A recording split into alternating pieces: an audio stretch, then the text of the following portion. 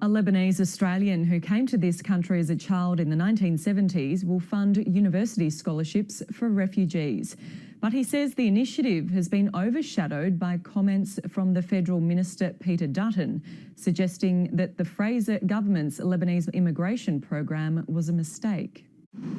Talal Yassine and I have things in common. We're both the children of Lebanese refugees who were welcomed into Australia in the 1970s. When my parents came to Australia in January of 1977, both without any education whatsoever in any language. Talal and his 7 siblings, among them doctors, lawyers and teachers, are now giving back. The Yassine family, in partnership with Western Sydney University, will fund the education of 22 refugees starting next year. But he says this good news was dealt a blow. Citing 22 Lebanese Muslims who have been charged with terror-related offences, Immigration Minister Peter Dutton said the Fraser government did make mistakes by bringing some people into the country during the 1970s. I believe at best they are completely inappropriate and at worst a calculated endeavour to pick on a already vulnerable group. Prominent Lebanese Australian restaurateur Faisal Al Abed says it's unfair to be held accountable for the actions of less than 1% of his community.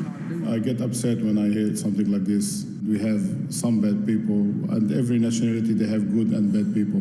Mr Dutton then said he was taken out of context and acknowledged that most Lebanese immigrants are good, law-abiding citizens. Now, we've got particular problems with foreign fighters and with other criminal activity, and we need to call that out. We have to have an honest debate.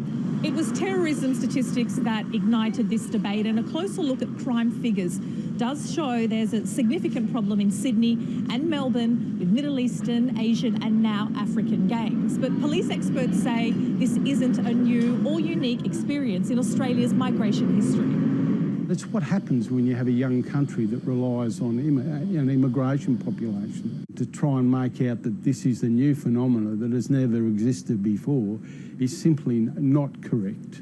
The government's parliamentary inquiry into migrant settlement is calling for submissions. Antoinette, Lattouf, ABC News.